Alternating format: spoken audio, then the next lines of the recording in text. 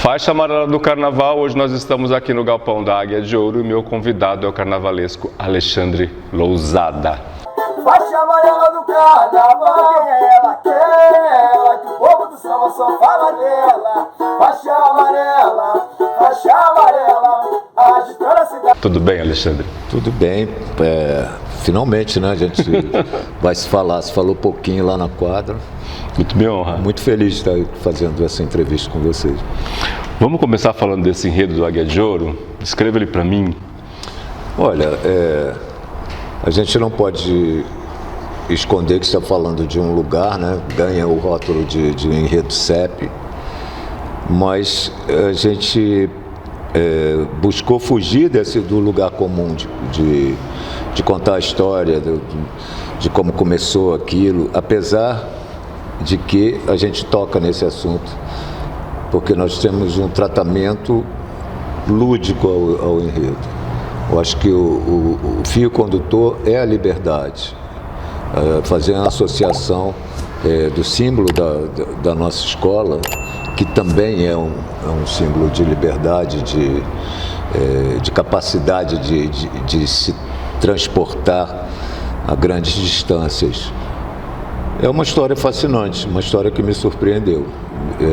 Eu já tinha conhecimento dessa possibilidade desde que eu fui contratado, eram 3 enredos que a gente estava trabalhando. E quando foi feito o anúncio para a gente de que seria esse enredo, eu abracei assim de todo o coração, porque eu peguei a obra de Van Gogh, de Rembrandt, para poder ilustrar tudo isso, porque é uma cidade que respira arte acima de tudo. E não só pelo que se fala, pelo que se lê e pela verdade histórica que tem em Amsterdã, eu tenho muitas pessoas que já visitaram e que falaram que é realmente uma cidade fascinante que respira essa liberdade de uma forma ampla e restrita. Isso eu acho que já é um motivo para a gente despertar curiosidade nas pessoas de conhecer um pouco desse lugar. Quando veio Amsterdã, na verdade, assim, eu acho que São Paulo torce um pouco de nariz para o enredo CEP, né? E aí, quando a gente viu aquela apresentação, aquela pesquisa, eu estava conversando com outros colegas de mídia, a gente ficou muito fascinado, né? Aí a pergunta é assim, existe enredo ruim ou existe pesquisa mal elaborada? Olha, eu acho que existe, sim. Eu acho que tudo pode ser enredo, depende do foco e depende da curiosidade de quem, da curiosidade que você desperta nas pessoas de conhecer. Mas quando você tem experiências de muitos anos, já passei por vários enredos CEP, sim. Né? Já fui campeão com isso. Você colocar de uma forma carnavalizada, quer dizer, o lúdico tomar conta dessa narrativa para não ser uma reportagem, um domingo espetacular, entendeu? Então, eu só não pude prever, já que a gente se utiliza das pinceladas vibrantes e fortes e que transmitem a emoção de Van Gogh, eu só não usei o nome do quadro mais célebre dele, porque eu não sou pitonisa, não sei se a noite vai estar estrelada, entendeu? Mas é por aí que a gente vai. Como ela é considerada a Veneza do Norte também, tem várias pontes que atravessam os seus canais, a gente cria esse portal mágico. Na verdade, a gente vai atravessar, vai criar uma ponte imaginária, né? E pouca gente sabe, e também a gente foi descobrir isso na pesquisa, de que existe uma lenda de como surgiu a cidade de Amsterdã e, por acaso, tinha uma águia envolvida, né? Então, acho que você vai encontrando diferenças e semelhanças ao mesmo tempo que você vai pesquisando. Essa lenda diz, deixa eu esclarecer um pouco, Tem o ditado célebre que diz que o Deus criou o mundo e os holandeses criaram a Holanda, né? Porque ela está abaixo do nível do mar, então foi graças a esses diques de contenção que foi possível a utilização daquele solo que hoje é um solo tão fértil. E essa lenda trata justamente disso. Um casal de pescadores estava enfrentando uma tempestade muito bravia no rio Amistel e rezou para Deus por um milagre, que mostrasse um caminho para eles aportarem num lugar seguro. E nesse momento surge um clarão no céu e surge uma águia branca que voa até um ponto da margem do rio, conduzindo esse casal de pescadores até aquele lugar seguro, que na verdade o Mocum significa lugar ou porto seguro, né? Então eles se estabeleceram ali, eles desembarcaram ali e começaram a povoar com a sua família, e criou-se o primeiro dique em Amsterdã. E em holandês, dique é dam. Então, Amsterdã é o primeiro dique do rio Amistel feito, entendeu? Então, para carnavalesco, um pingo é um livro, né? Entendeu? Então, a gente cria. Existe uma ponte lá, célebre, que é Magere Brick, eu depois falo melhor esse nome, e que é a ponte mais famosa de lá, né? Então tudo tem um clima de magia. Eles têm uma espécie de duendes que eles cultuam, né? Aliás, todo o povo nórdico acredita muito nessas entidades, desses elementais da natureza, e a partir desse encantamento que tem lá, o encantamento que tem o carnaval, a gente atravessa, constrói essa ponte para viajar primeiro por esses canais de Amsterdã, e ao mesmo tempo esses canais são espelhos. A água espelha aquele casario que é peculiar, né? Uma arquitetura bastante peculiar a holandesa, e que cada casa daquela conta uma história. É o Anne Frank que morou numa, o Rembrandt morou em outra, o Mondrian em outra, o próprio Van Gogh. Então a gente vai contando a história como se estivesse passeando por esse canal e descobrindo todos esses aspectos culturais e que transpiram esse sentido, esse sentimento de liberdade. Talvez seja o país que mais respeite a individualidade do ser humano. É um país que cultua a liberdade, mas que controla a libertinagem, entendeu? Seria o lugar ideal, né, para se viver, né? Então, olha, eles foram precursores das primeiras cartas náuticas, ajudou na construção dos telescópios que foram contribuindo para a evolução da sociedade, da humanidade. Coisas lá no passado já eram um lugar de vanguarda, né? E a gente vai fazendo essa associação, esses passeios, como a cidade que se move em duas rodas, porque entende que é ecologicamente correto você não poluir o ambiente que vive. Tem vários avanços da medicina que começaram também lá em Amsterdã. A gente vai falando desse espírito de liberdade e de vanguarda que ela mantém até hoje. E, por fim, é uma celebração, porque o principal feriado da Holanda e de Amsterdã, não é diferente, é o de King's Day, o Dia do Rei, onde todos se vestem de laranja, da cor que é a cor que marca os Países Baixos, e também é a nossa festa. Nós também somos súditos de um rei, né? Então a gente vai misturar lá o arenque deles, que é o haring, com a nossa feijoada, os tamancos de madeira com as sandálias das passistas, e a gente vai fazer um grande carnaval de rei para rei, festejando o rei de lá e o rei de cá. Perfeito. E outras coisas também, só curiosidades que que tem em São Paulo. Talvez o quadro mais valioso que tem no MASP é o de Van Gogh. E houve uma festividade muito grande que começou até na Bahia, em Salvador, que é onde desembarcou primeiro o navio, para depois vir para o MASP, e foi patrocinado por grandes famílias tradicionais de São Paulo, grandes empresas da época, onde eles fizeram a maior festa para ter o quadro que se chama Escolar. É um garoto de colégio, mas Sim. Lá, quando foi pintado, era o filho do carteiro, entendeu? E está exposto no MASP. Faz parte do acervo. Aqui, o cônsul-geral da Holanda, em São Paulo, nos anos 50, construiu uma vila aqui em Santana, que são réplicas dessas casas que a gente está mostrando, entendeu? Chama Vila Dona Rosa, se eu não me engano, mas é aqui em Santana. Tem um pedacinho da Holanda, uma vila de casas tipicamente holandesas. Falei de pesquisa elaborada, né? Pois é. No carnaval a gente emenda o Tietê com a Mistel. Deixa eu falar uma coisa. Você já passou pelo Carnaval de São Paulo, fica o tempo fora, agora retorna.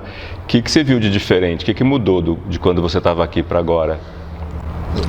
Diminuiu a questão de alegoria, né? Uhum.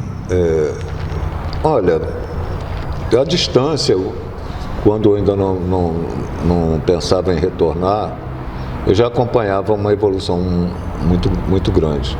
Eu acho que a evolução se deu até mesmo na sua área. Né? Hoje tem muito mais canais para você falar de carnaval em São Paulo do que tinha anteriormente. Estar aqui na Fábrica do Samba dá assim aquela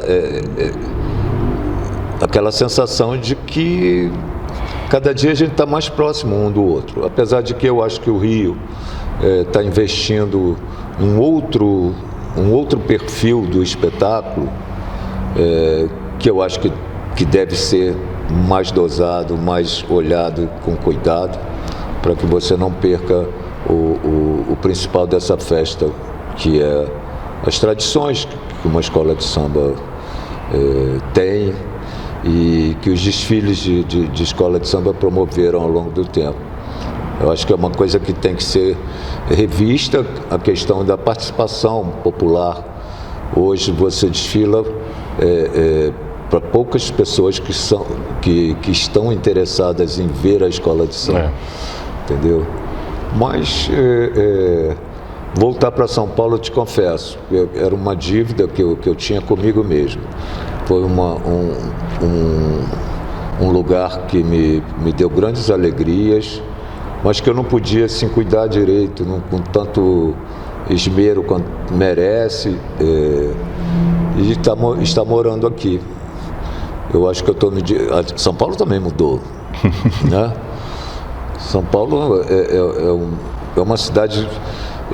Eu estou assim, ainda com um certo fascínio de fazer caminhos diferentes daqui para minha casa, ou de passear por alguns lugares. Essa cidade é única, entendeu? Até mesmo quando eu vou no mercado, eu falei, cara, eu não conheço essa marca, não conheço. Entendeu? Coisas que assim, são pequenas, mas que eu estou curtindo demais. O lugar onde eu moro, a casa que eu estou morando, meus cachorros mais ainda, que eram cachorros de apartamento. Daqui a um tempo eles já vão querer expulsarem do lugar, porque eles lá têm para tudo. Mas eu acho que eu moro também num lugar que todo mundo tem cachorro. Então, estou curtindo. Essa expectativa de conhecer a Águia de Ouro, era uma escola que eu tinha já algum conhecimento por intermédio do Laíla, quando eu estava na Beija-Flor. Eu pensei até que ia encontrar semelhanças com a Portela, e não tem, ela é mais parecida com a Beija-Flor na sua estrutura.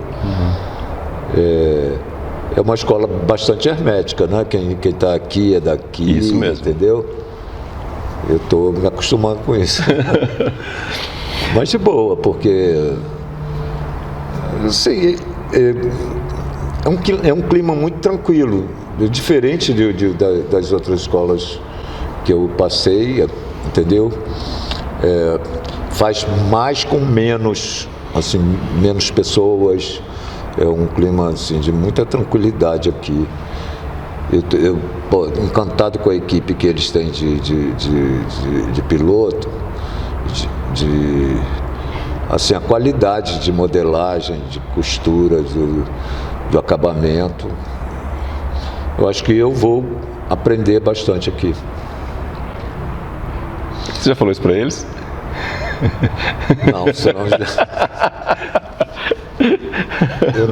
Sinceramente, eu acho que isso é um pensamento que muita gente às vezes confunde que pode ser piegas, mas não, é da minha natureza mesmo me considerar um eterno aprendiz. Perfeito. Porque senão você não cresce. Você achar que você o seu copo já está cheio, né? Entendeu? Às vezes o David, que está estreando como carnavalesco da Colorado, né? Que eu vi bem novinho lá no Rio, nem sabia que um dia seria carnavalesco. Eu vi coisas com ele, conversando com ele, ele frequenta a minha casa também, e você sempre aprende alguma coisa com alguém. Sempre alguém tem alguma coisa para contribuir para você. Quando você não se fecha no seu mundo, você vai estar sempre forever young. Jovem no sentido de você ainda querer aprender coisas novas e fazer coisas novas. É assim que eu encaro. Por isso que eu tenho muito que aprender aqui. Uma escola que tem todos os equipamentos que é o sonho de todo carnavalesco, né? Tem máquina para tudo. Então, qualquer dia vão criar uma máquina para eu ficar em casa, entendeu? Hoje eu não posso ir. Mas é legal, o convívio é bem diferente, amigo.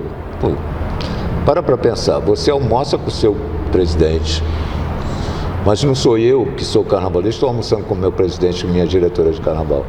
É todo mundo, a própria cozinheira, os ferreiros, escultores, os aderecistas, todo mundo convive.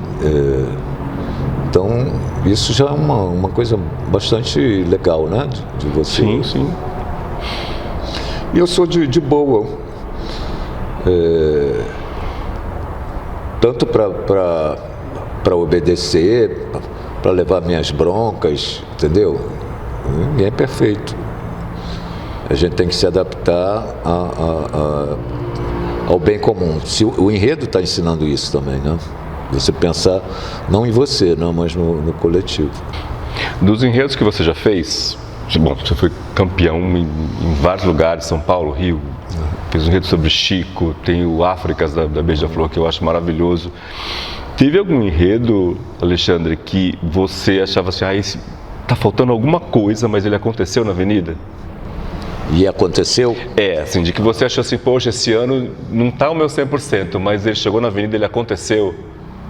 Olha, querido, tem fases na vida da gente que você está no lugar certo, com a conjunção planetária correta naquele momento, e tudo acontece. Isso aconteceu desde 2006 até 2008, um tricampeonato em duas escolas diferentes, Vila Isabel e a minha transferência para Beija-Flor. Isso faz parte do meu livro. Na verdade, o livro que eu queria escrever não é uma biografia, e sim uma espécie de dorama. Eu acho que eu tinha que fazer em capítulos e depois, quando eu achasse por bem, tá aí um livro. Mas é um livro que não tem fim, é uma história sem fim, né? Uma história quando eu parar, não sei quando é que eu vou parar. Mas existem situações, por exemplo, do Amapá, Macapaba, na Beija-Flor. Foi um exercício de criatividade de figurino bastante grande. Quando você tenta reproduzir a natureza, já é um desafio. Só os chineses conseguem, né? O Áfricas, ele nasceu fora da Beija-Flor. O Laíla já tinha conhecimento dessa minha ideia quando nós trabalhamos juntos na Grande Rio, entendeu? Eu acho que vou citar um colega que já foi. O carnaval tem que ter adrenalina, né? Ele só está pronto quando termina mesmo, né? Só um carnavalesco que sabe que não ficou pronto, entendeu? Mas que funcionou, eu posso citar Macapaba. Coisas que surpreendem. O Sou Louco por Ti América foi carnaval que, quando eu cheguei na avenida, eu não tinha nada para fazer, só limpar a alegoria. O Aladim da Mocidade, nossa, que lindo, foi uma repórter, eu tentar, acho que era a Isabela Scalabrini, que está em Minas. Ela entrou no meu barracão e ela falou, tá pronto, né? Aí eu me surpreendi, porque estava pronto, eu não tinha percebido que estava pronto, entendeu? Você fica naquela adrenalina de querendo o melhor e de repente está pronto para ir para a avenida. Então, eu acho que são surpresas que a gente tem, mas o Aladim era CEP, né? Sim, o Aladim é maravilhoso. E quando você extrai, porque na época até me brincaram comigo, eu falava que o vento do deserto, a poeira do deserto sopra as lendas, né? Atravessam fronteiras. O que o Aladim não está ambientado no Marrocos, na literatura mundial. Quando eu fui fazer a Índia reivindicou que o Aladim é deles, a história de Aladim é deles. Então, o mesmo vento que venta lá, venta cá. Ontem eu estava olhando na internet, uma poeira do Saara está chegando na Amazônia, né? E eu sou um cara que ainda crê na inspiração pura e simplesmente. A pesquisa é uma coisa fascinante, né? Que um carnavalesco consegue, como é que se diz assim, captar ou fazer um garimpo de um assunto e trazer à tona várias coisas preciosas, entendeu? Eu tenho enredos que eu já tive tantos assistentes que estão ganhando de mim,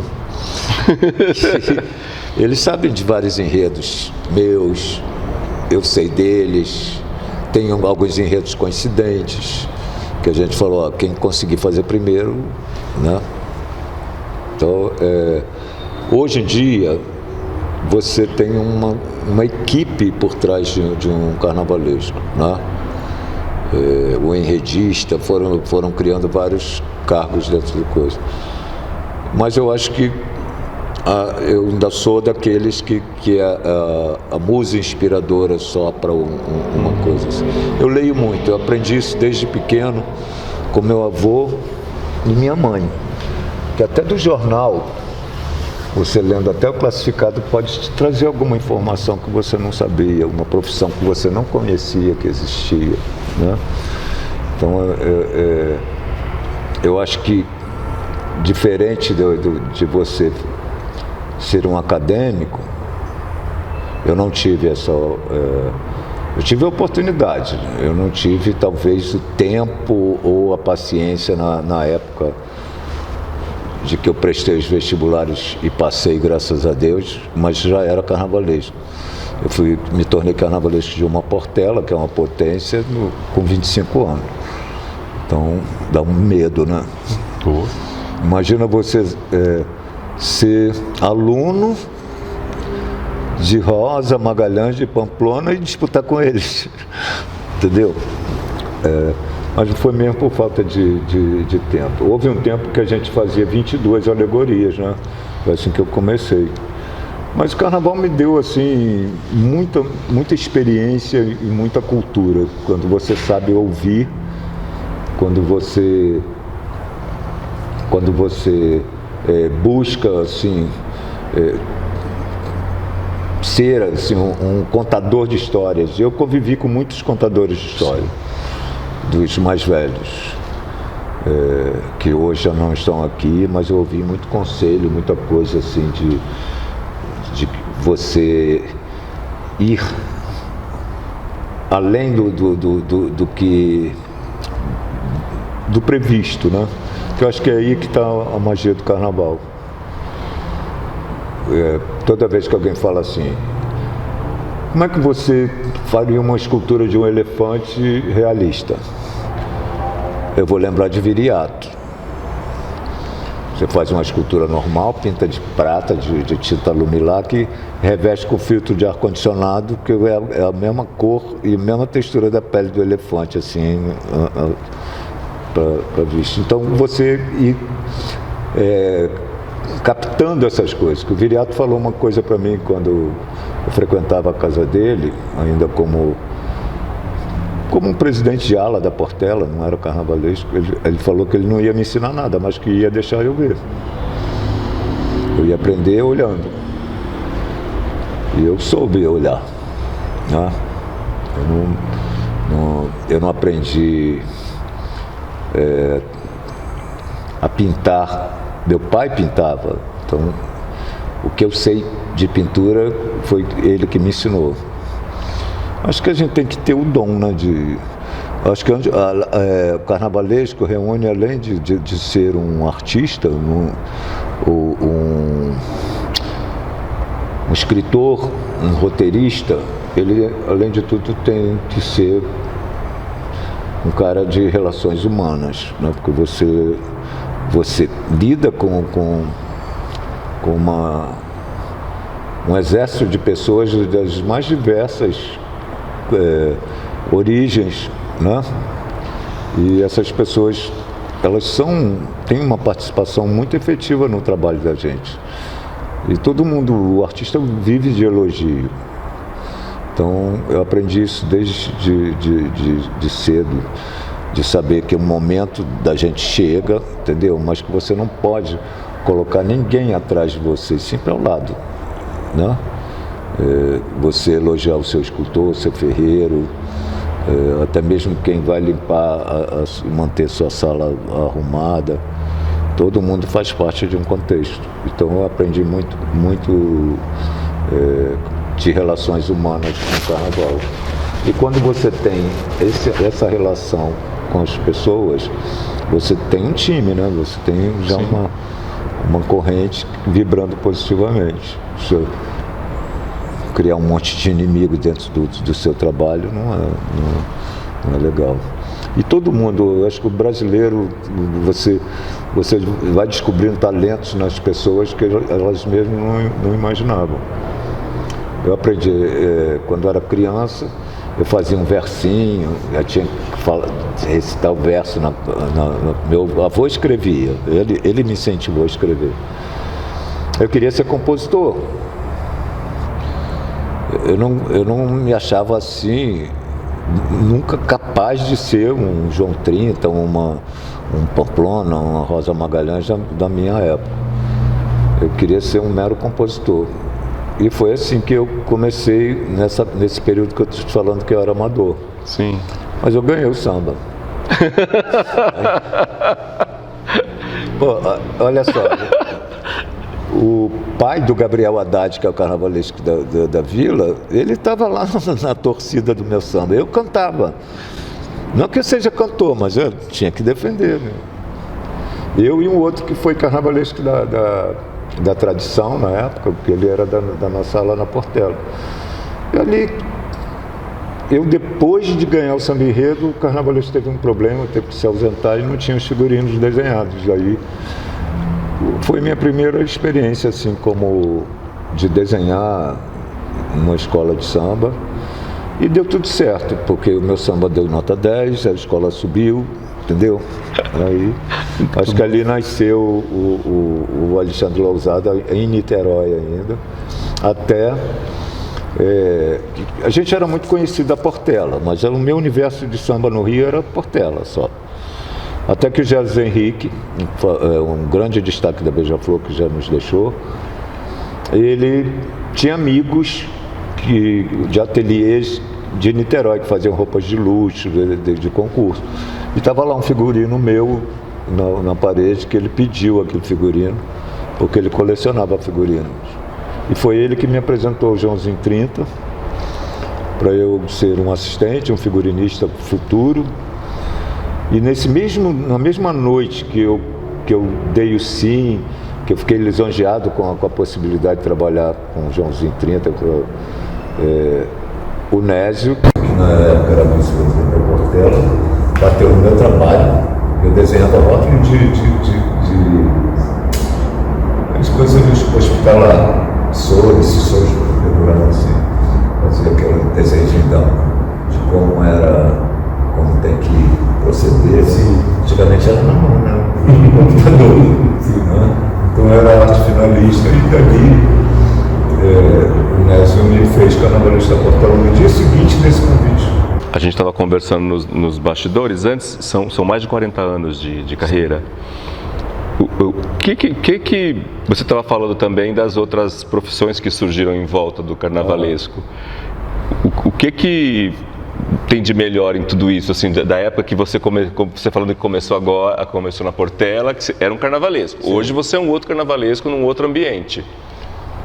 Cara, hoje é tudo mais fácil, industrializado, né? Eu não sou um saudosista, não. Eu acompanho, o novo sempre vem, né? E você tem que estar preparado para isso. Eu acho que o que tem de diferente, eu acho que poderia ser era poético, era lúdico. A única diferença de lá para cá que eu vejo é a alegria, que perdeu um pouco. Tá. Eu acho que se você colocar os desfiles de antigamente emoldurados por aquelas decorações de rua, foi aquilo que me fascinou no carnaval. Então eu acho que isso é uma coisa que faz falta, a decoração de carnaval, isso faz falta. Mas hoje eu acho que nós contribuímos muito para a cultura do nosso país, assim como eu aprendi muito com os outros. Eu também já contei muita história na avenida. Essas pílulas que são as curiosidades que você descobre a respeito do enredo que você está fazendo. Então, eu acho que o que mudou de lá para cá, essas profissões, que eu acho até legal, mas eu sei lá, eu tenho um certo orgulho de ser um carnavalesco completo, um carnavalesco que escreve, que desenha. Não cantar, não canto, mas compor, eu posso compor. Disseram que você foi passista. Eu não era um passista, eu era de um grupo de show que dançava em volta da Vilma Nascimento, porta-bandeira, entendeu? Então, assim, eu saía ninguém entendia nada, né? Assim, às vezes no mês de julho, de agosto, passado, eu, minha irmã, uma costureira, mais um primo, com aquele saco preto, com uma pluma saindo assim para fora, denunciando que onde esse povo está indo, entendeu? Mas já dancei. Como hoje qualquer escola faz uma apresentação, né? Uhum. No Canecão, lá no Rio. O carnaval me levou assim a lugares inimagináveis, cara. O meu livro vai se chamar Entrevivências, porque eu quero ser entrevistado para eu poder estar contando essas coisas, né? O carnaval me levou para fora do Brasil, para palestrar numa universidade em Valência, na Espanha, para fazer cursos rápidos na Broadway, na Disney, na Warner Bros., patrocinado pelo Maurício Matos, que era a revista Samba de Carnaval. Convivi com carnavalescos de São Paulo, que também eram premiados e viajavam com a gente. Então, enquanto você um turista visita a Disney por cima, a gente visitava por baixo para saber como se movia cada coisa, ver os figurinos do Rei Leão de perto, no ateliê onde foi feito. Fizemos backstage de vários espetáculos, inclusive do Cirque du Soleil também. Aprendemos coisas que a gente não tinha nem recursos para fazer na época, mas que hoje já fazemos. E o Renato Lage, a Rosa, coisas que a gente viu lá muitos anos atrás, no ano 2000, e que agora que já se pode usar aqui no Carnaval do Brasil. Vou caminhar para o final. Eu queria saber que magia é essa que te motiva? O que te motiva no Carnaval? É essa fase de embrionária. Eu sofro de ansiedade. Eu acho que todo carnavalesco tem um pouco, né? Porque nada tem ensaio de verdade, né? No Carnaval. Sim. A gente que diz que é ensaio, não é a Vera, entendeu? Então isso causa certa ansiedade, mas essa fase embrionária, eu acho que é o que me move, é de você criar uma magia a respeito de um garfo. Você vai contar a história do garfo. Eu já posso até te dizer um capítulo. Só os nobres, os senhores feudais é que tinham talher. Entendeu? Tinha uma faca e tinha um garfo para poder. O resto era no dente mesmo, o máximo uma colher de pau para poder tomar uma sopa. Então tudo, como a gente começou isso aqui, tudo dá um enredo, o que me move é você ter esse estalo. E quando eu falei da ansiedade, é porque hoje, se eu tenho que entregar uma sinopse sexta-feira, eu hoje já não fico mais preocupado, porque ela vai vir no momento certo. E se não vier, porque não era para vir mesmo, mas é igual psicografia, entendeu? Ela surge na minha cabeça, as palavras certas. Pô, eu já escrevi tanto texto sobre esse mesmo enredo, entendeu? Tem um texto que foi feito para os compositores, onde eu explico, porque hoje é um dia que ninguém tira dúvida, né? Eles querem marcar com você em particular para tirar. Então, era só mesmo para que ninguém fosse para casa sem uma palavra minha, de como foi pensado isso e porquê disso. Eu acho que o maior desafio, você já fez aqui a pergunta no início, por que, né? Amsterdã? Não tem um porquê, né? A gente, quando de repente aquilo proporciona ter uma história para contar. Quando você tem elementos que a arte dos grandes mestres holandeses, os moinhos de vento, essas lendas, esse duende. Eu acho que o maior desafio desse enredo vai ser a pronúncia, entendeu? Não é um enredo que dá para você falar exatamente como se escreve o nome desse duende, não é como se fala, entendeu? Então hoje talvez seja esses esclarecimentos, né? Mas estou aí. Eu fiz o Marrocos sem ter pisado lá, mas a Holanda, existe essa possibilidade. Olha. Mas não estou. O enredo não foi feito pensando em mim, sim. Pô, se a gente consegue ter uma ajuda, por que não? Né? É muito hipocrisia você só pensar no enredo porque é patrocinado, que ele não vale. As grandes peças de teatro são patrocinadas. Sim, verdade. Entendeu? Todo mundo é patrocinado. Até quando você casa, você patrocina.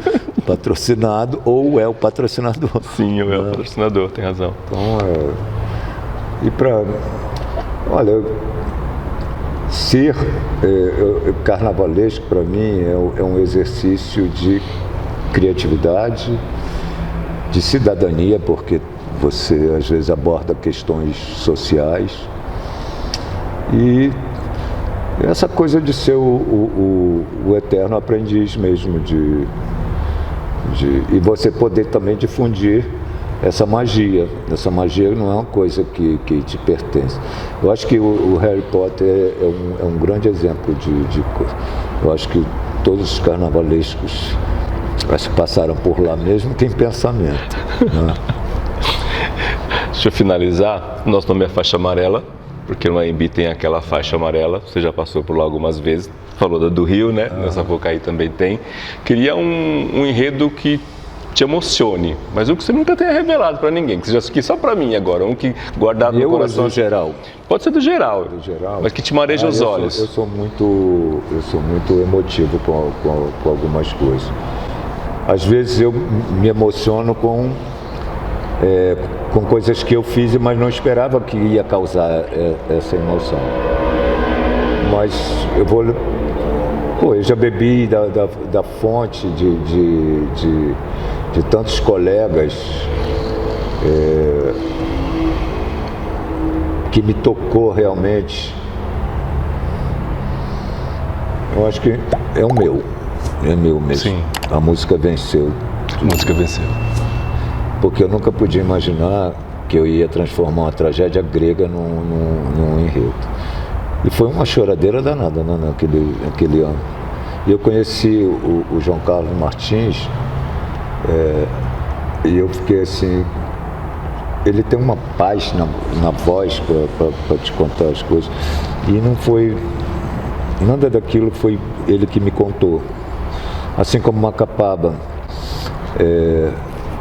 eu quando fui lá ser agraciado pelo governo do Amapá, teve muito historiador que falou que aquilo não era verdade. Ué, mas se fosse verdade não seria carnaval. Entendeu? Muito bom. Por exemplo, existia a possibilidade de ter um relógio de sol fenício lá, foi achado lá. Para mim aquilo já era uma verdade. Tem provas, entendeu? Então, acho que o grande é você se emocionar. Eu me emociono muito facilmente de ter ouvido do Chico Buarque, coisas que eu ouvi do Gil, da mãe Carmen, filha da mãe Menininha, de tantos artistas que eu conheci, da Hebe Camargo, do Roberto Carlos. Eu acho que eu sou eu criei no carnaval um estilo de biografia, uma biografia não autorizada porque é lúdico. E eu ouvi isso do Chico. Quando ele se declara agora eu sou o Chico Buarque da Mangueira, porque aquele Chico Buarque que foi para a Avenida não é ele, mas é a minha interpretação dele. E ele me deu essa liberdade, isso é que é bacana. Você cria um personagem. Eu tenho quer dizer, eu vou me emocionar de ver, espero que o Renato Lage se dê muito bem, mas eu vou me emocionar de ver a Rita Lee, a Rosa, apesar de eu querer fazer esse enredo, não tive oportunidade enquanto ela estava viva, de ver todos os prazeres com o Gabriel e com o Léo, em Mato Grosso. Pô, esse ano lá tá um negócio. Aqui eu estou tomando conhecimento aos poucos dos enredos, entendeu? E aqui eu acho que a gente é muito mais julgado do que... Sim. Aqui é muito criterioso, né? A escola que sobe pode ser a campeã, entendeu? Então, que Deus me ajude a dar uma estrelinha para a Águia de Ouro, que me permita eu viver um bom tempo aqui em São Paulo, que eu estou gostando. A gente espera também, tá? Tá bom. Muito obrigado. Muito obrigado de coração. Gente, na faixa de hoje, eu sou Cláudio Renato, esse é Alexandre Lousada para todos vocês. Faixa amarela do carnaval.